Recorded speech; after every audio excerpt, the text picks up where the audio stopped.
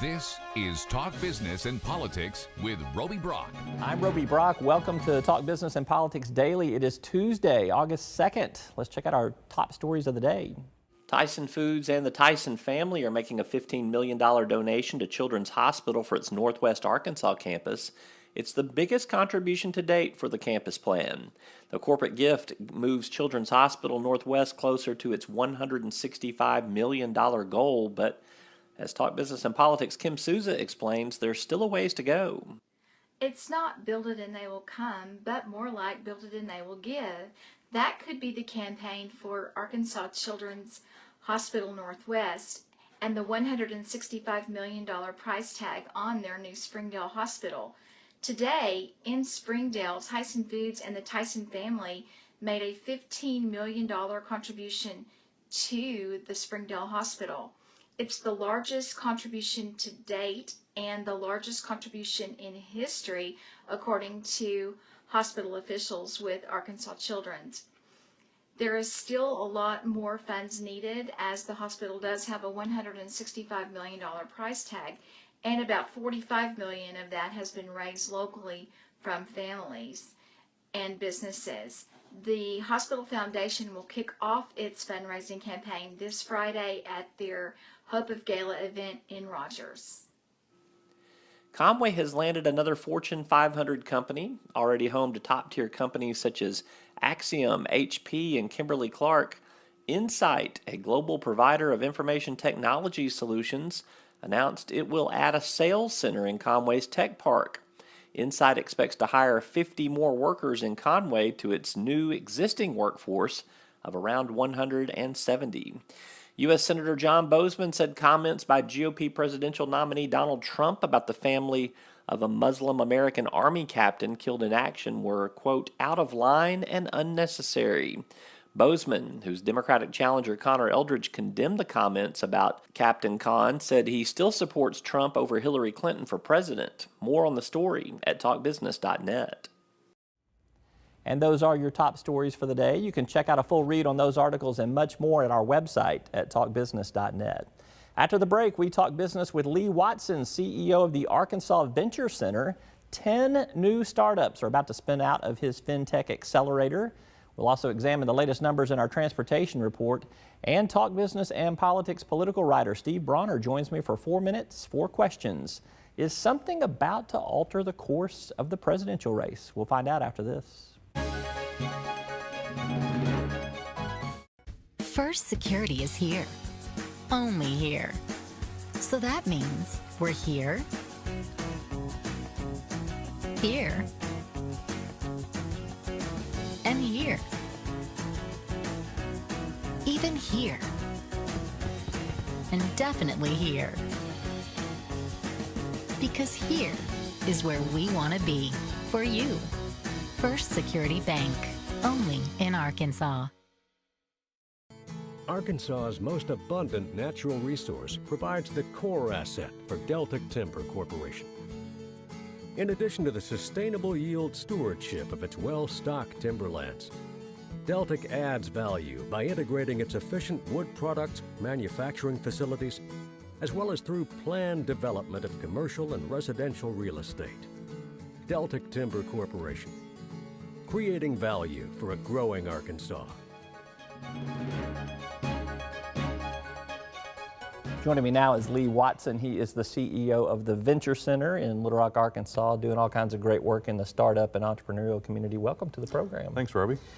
Let's talk about the big accelerator program that you guys have had going on for the last several weeks at your Venture Center, the FinTech program.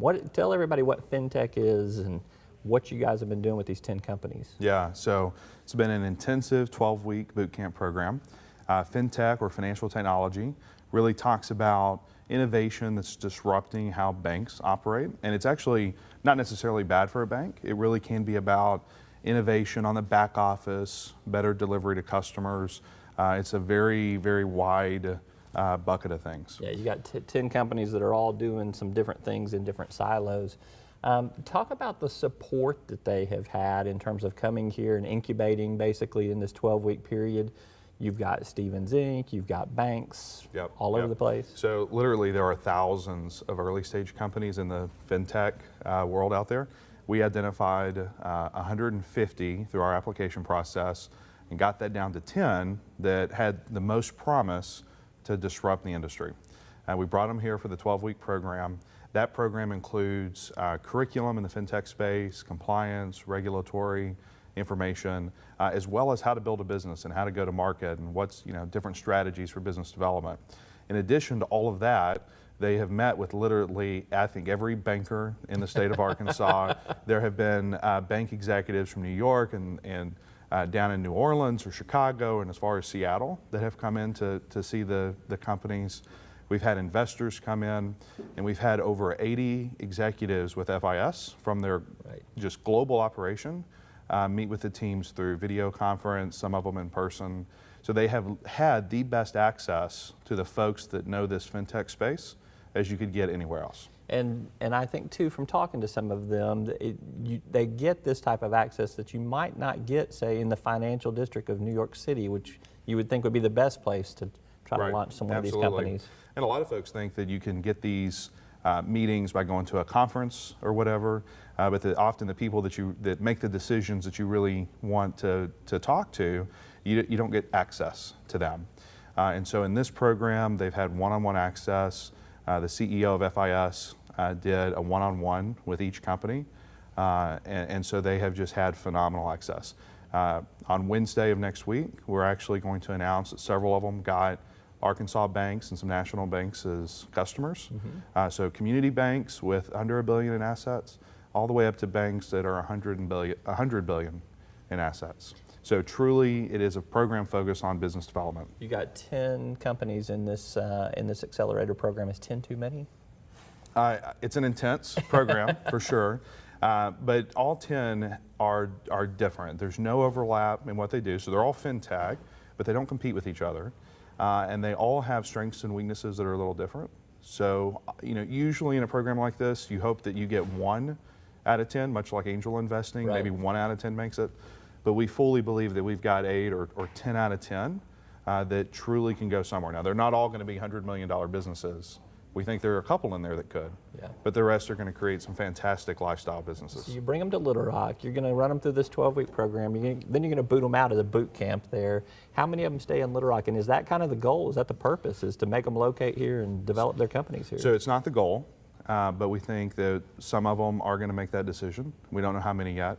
Why? Why would they do that? Why? They have access here. I mean, they love the community. They love the outdoors. They love the cost of living. We have a lot to offer there. But when it comes down to somebody that's starting a new business, they need to be able to get in the door. So before the program started, they met with President Clinton. They spent a Saturday morning with Doug McMillon at Walmart. They've met with the governor. They've met with bank CEOs, investors. It happens everywhere, Lee. It doesn't happen in New York. And as great as folks think San Francisco is with just all these people, the problem there is you're also competing with 10,000 other people trying to get in those doors. So we have a phenomenal opportunity to provide access. What's next? Do you do another FinTech program after this, or do you develop some other silos and do some more concentrated accelerator programs like this? So we're going to have one big announcement on this, I think on Wednesday, but we do intend to do this program every year to identify another program to do. We did FinTech because back in 1968, Systematics was built. And there are 35 other companies here that do core banking or payment processing, something in the financial technology space. So we believe that we can be globally competitive in that market, and we think there are 1 or 2 other buckets that we can be as competitive in. And you're going to make this bucket announcement on Wednesday? Not the next bucket, okay, but we'll have a good announcement. All right, Lee Watson with the Venture Center. Thank you so much. Thank you, Appreciate Roby. you, and great success to you. When we come back, I will sit down with Steve Brawner for 4 minutes, 4 questions. More Talk Business and Politics Daily right after this.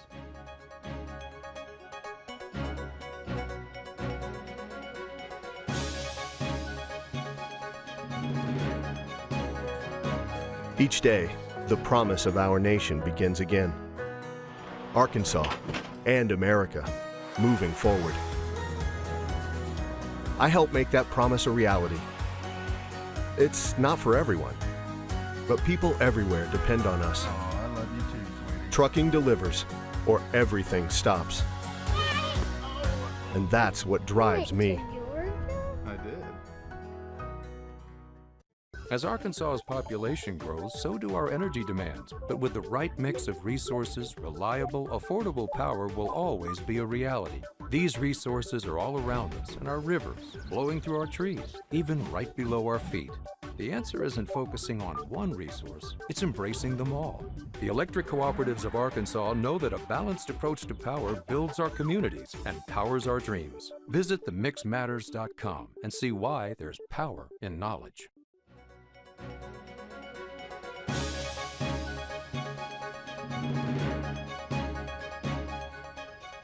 Choppy. That's our summary word for what's happening in transportation circles. Trucking, air travel, rail and barge traffic. These primary modes of transportation offer a future glimpse of where the economy is heading. Trucking alone accounts for nearly 70% of all transportation of goods. So let's go inside the numbers for analysis with, first up, 3.7%. That's the increase in truckload tonnage for the first 6 months of 2016 versus 2015, according to the American Trucking Association's index. Industry analysts said every month is a seesaw compared to the previous year, leading to a lot of perplexing predictions as to what might happen in the back half of this year. Negative 7.3%. That's the decline in rail transportation of goods in the first half of 2016 compared to a year ago. Rail car shipments are suffering in a couple of major industry sectors, including coal, petroleum, and metals. Grain, on the other hand, has been on the uptick. Plus 33%. As we've previously reported, river barge traffic on the Arkansas River is up 33% in the first 6 months of this year compared to a year ago. Last year, river transportation was devastated due to unusual flooding on 2 different occasions. Old Man River giveth and he taketh away. These days he's giving. You can read our full-blown Arkansas Transportation Report on our website at talkbusiness.net. After this word from our sponsors, 4 minutes, 4 questions. We'll talk politics with Steve Brawner.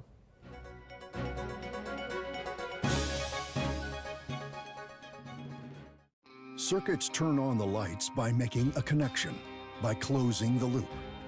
At Entergy, we believe our economy is circular too. What you put in comes back. So we invest billions in new infrastructure, which helps attract new industry, which helps create new jobs.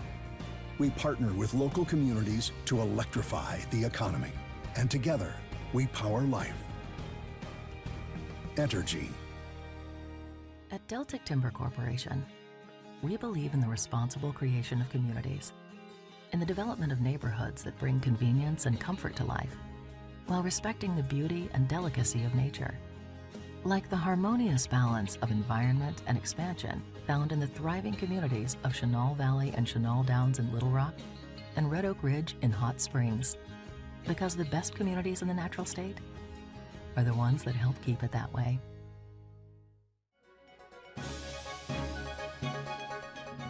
Four minutes, 4 questions. Talk business and politics. Steve Brawner now joins me for a little back and forth discussion. Welcome to the program. Good Howdy. to see you.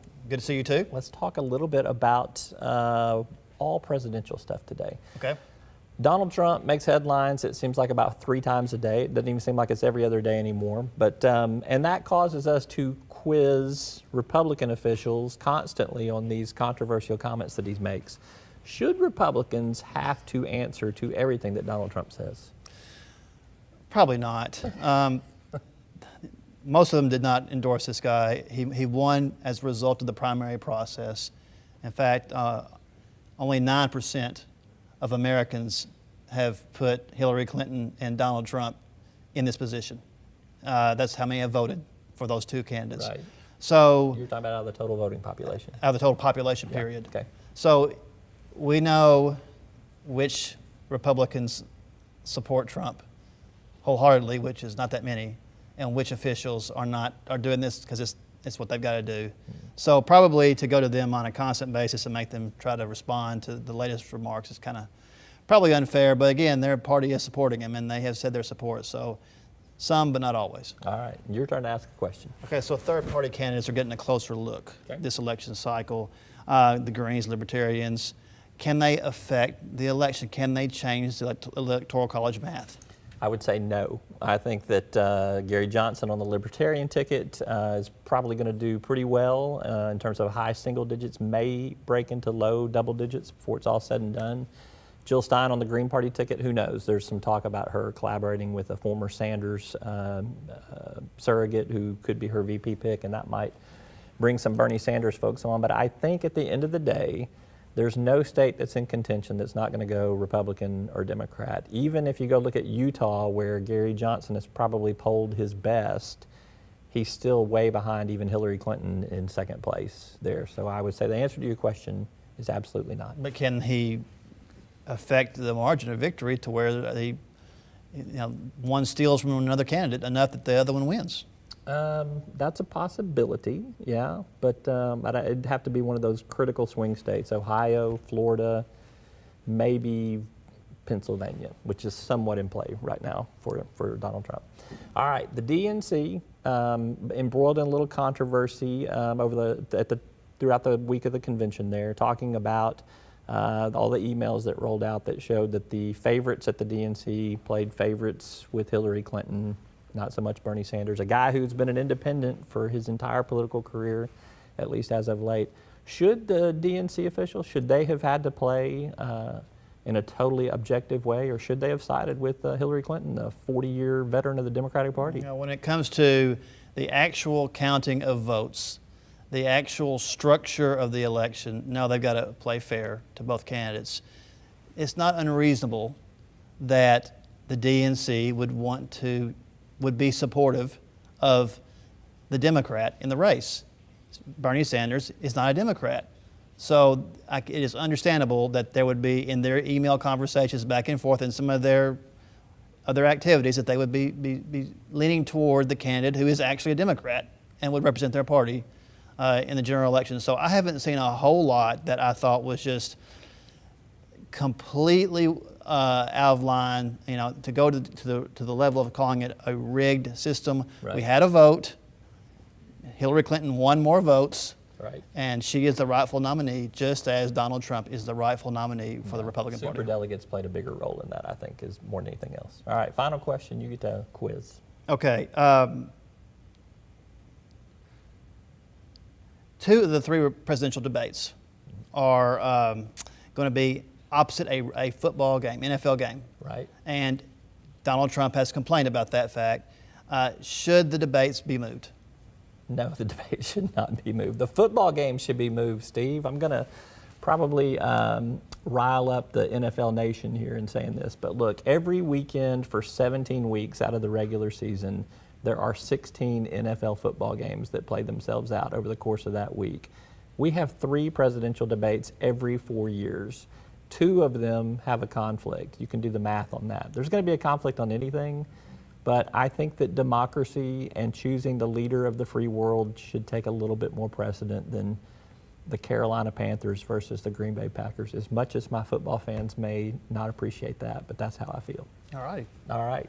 Good? Good enough for you? Good. I agree. All right, thank you. Steve Brawner with Talk Business and Politics. Thanks. Always good to have you and keep up with his great work on our website at talkbusiness.net. That's all for today's Talk Business and Politics Daily. Thank you for watching. I'm Roby Brock. We'll see you next time.